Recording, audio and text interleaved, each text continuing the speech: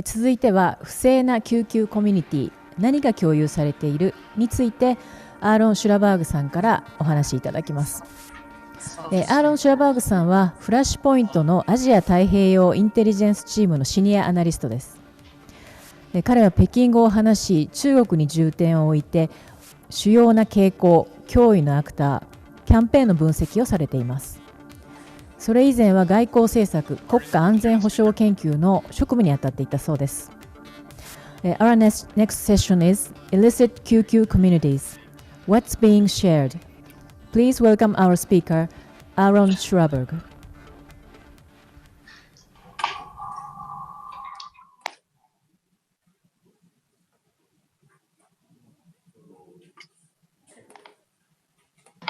All right, go ahead.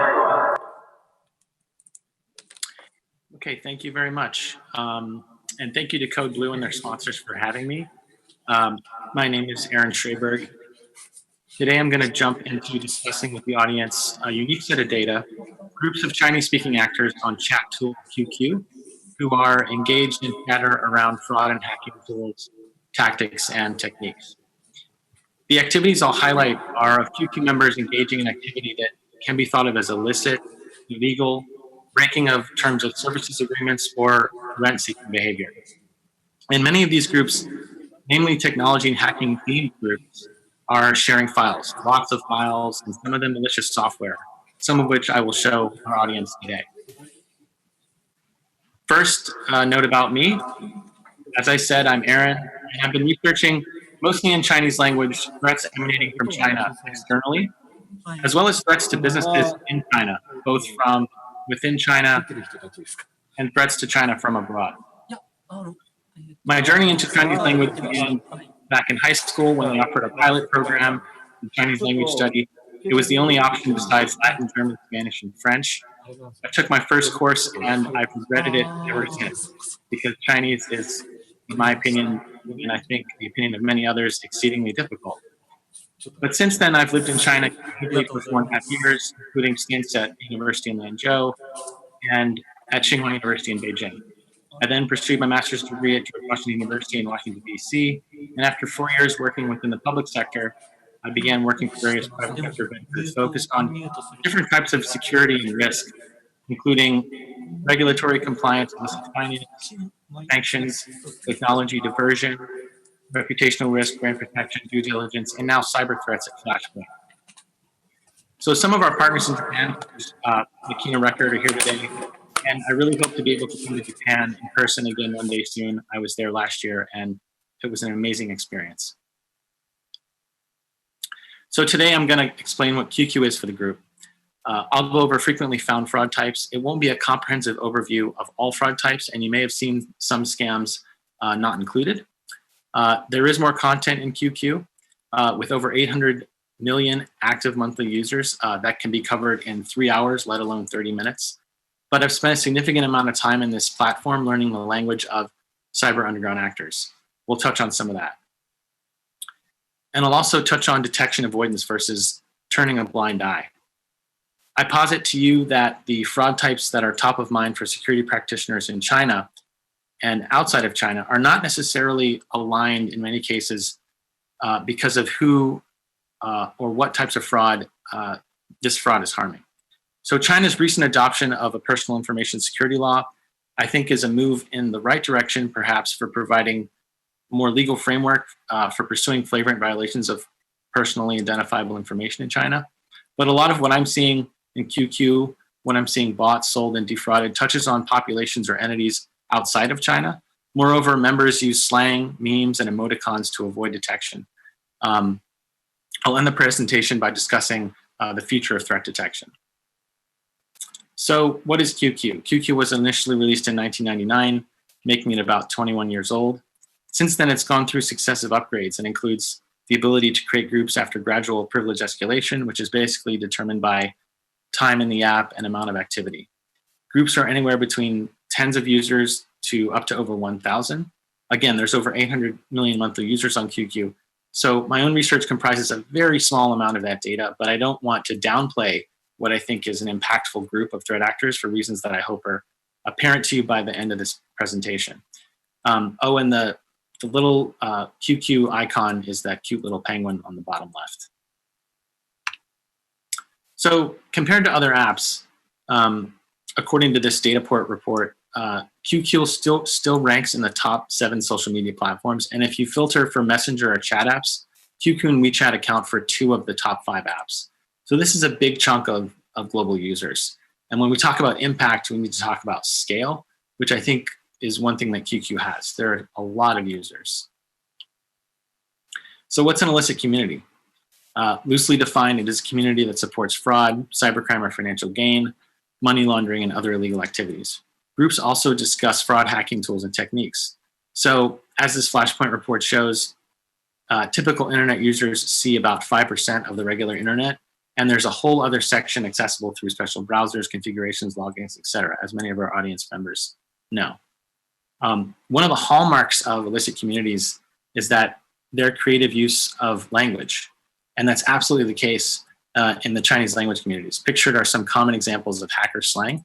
As you can see, each slang term is a unique combination of Chinese characters or Chinese characters and English words. Sometimes the slang uses numbers or emoticons. The slang is mature and almost takes on a dialect of its own. So I think time and information and language facility is key to threat detection in this space. So you can see the first one, pants kuzi in Chinese sounds like the word for data in Chinese, being the first letter of the first English word for the Chinese word for Trojan, which is muma. And then the third one down, yuankong, is basically a remote access tool. And then you have ddan for DDoS, dan being the word for single, as in single point of congestion in a DDoS attack. So let's talk about threats. And I think it would be useful first to talk about threats from the perspective of detection within China. So fraud is reported and notes are published by companies like Tencent, which is the parent company of QQ. Most recent reporting shows the top 3 fraud types are business fraud, income or employment schemes, and friend schemes, which are likely romance type schemes.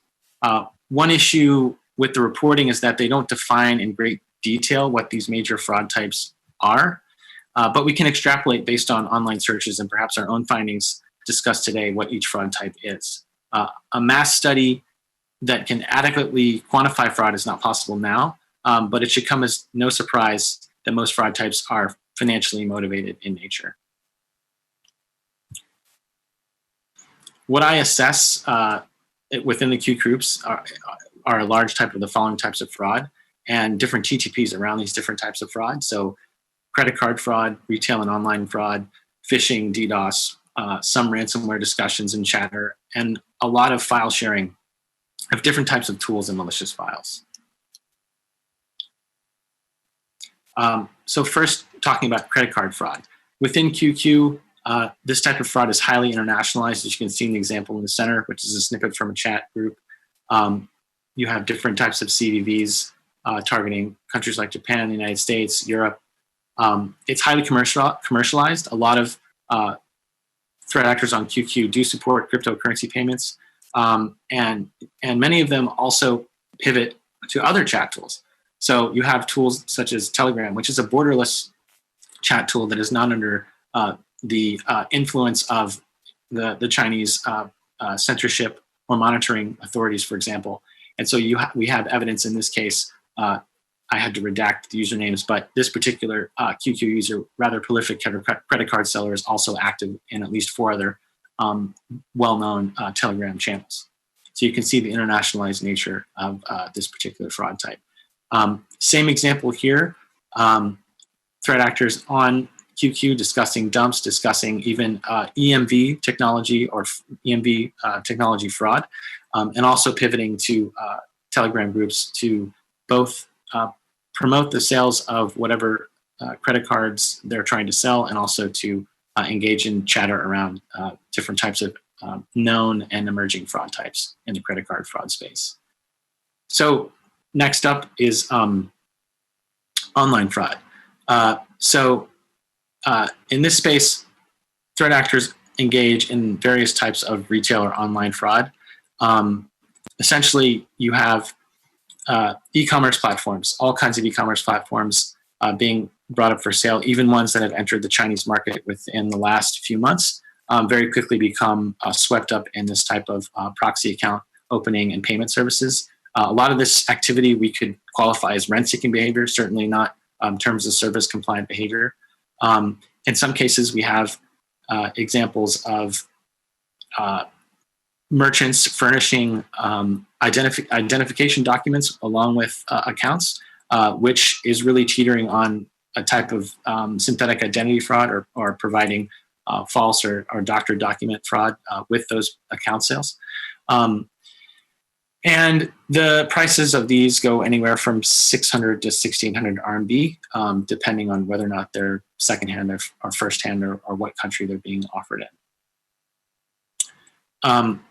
There's a significant effort on QQ to sell social media accounts, and I'm going to pick on Facebook for this one. I think they can take it. Although, as you can see from the ad on the right, companies like Instagram, Twitter, YouTube, and Gmail are also included. The market for social media account sales is high. So I think in some sense, this is about enabling access to these social media accounts that folks normally can't have. It's about selling accounts at scale, and perhaps there's some larger conspiracy at play. A lot of chatter suggests that they'll use the accounts for advertising, while others may use them for more nefarious purposes, such as creating the illusion of the endorsement of a product or even a cause.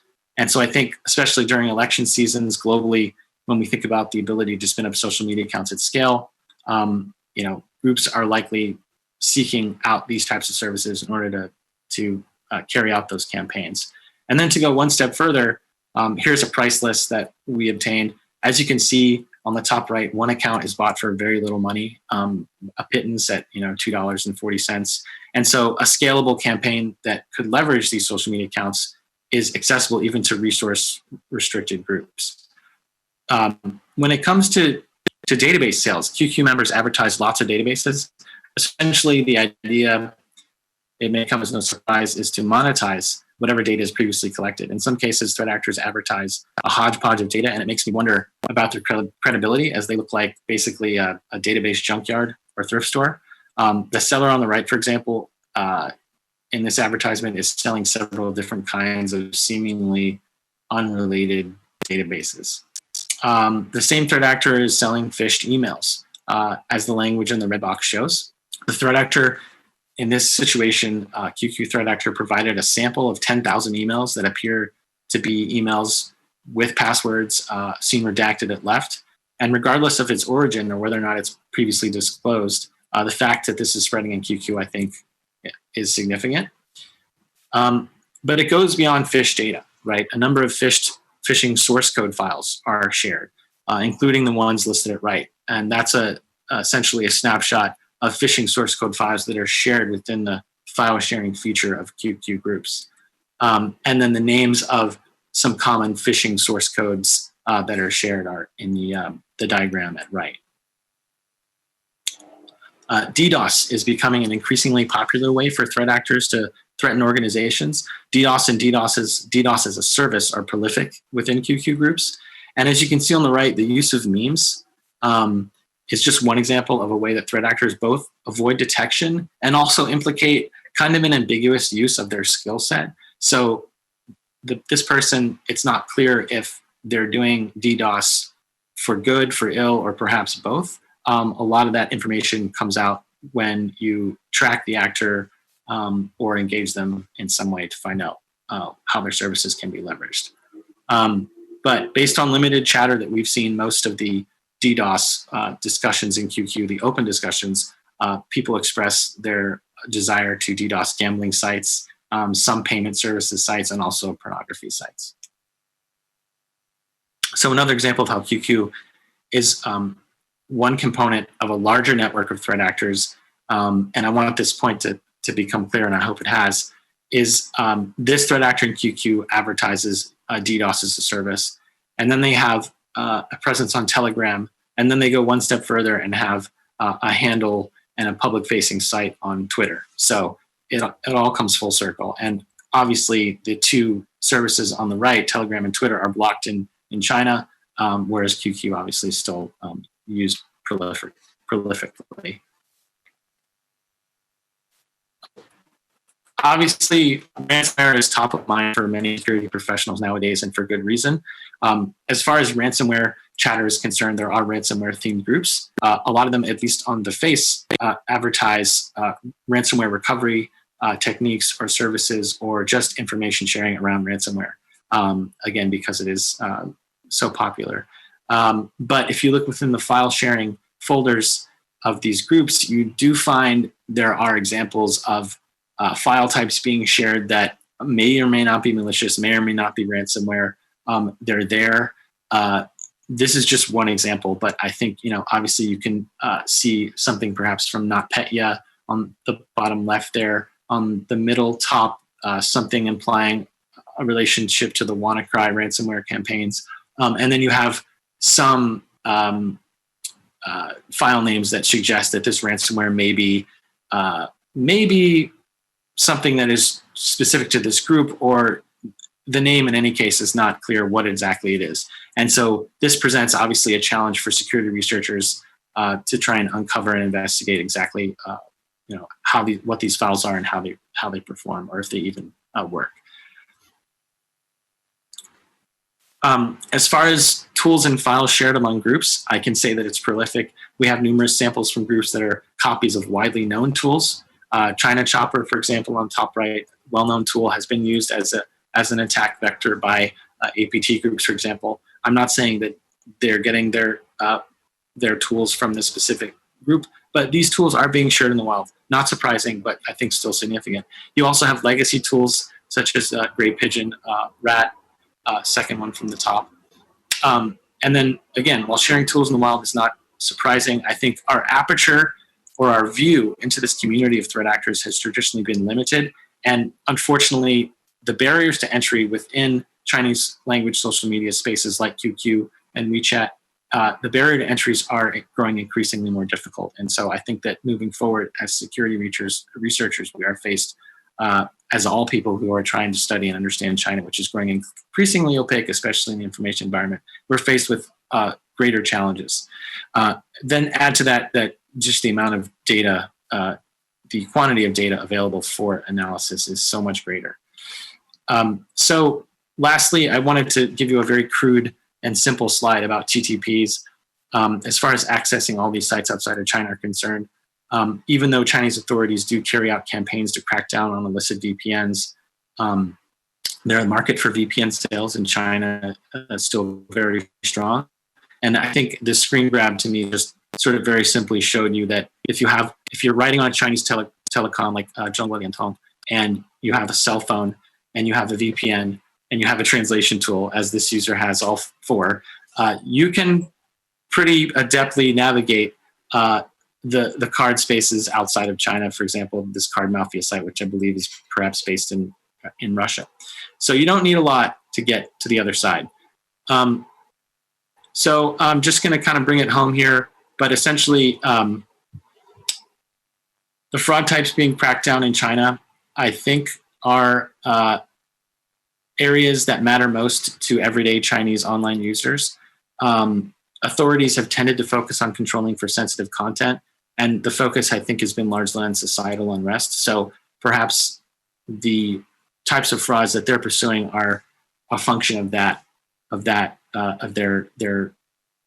goal to rein in anything that would cause instability and discomfort for everyday people.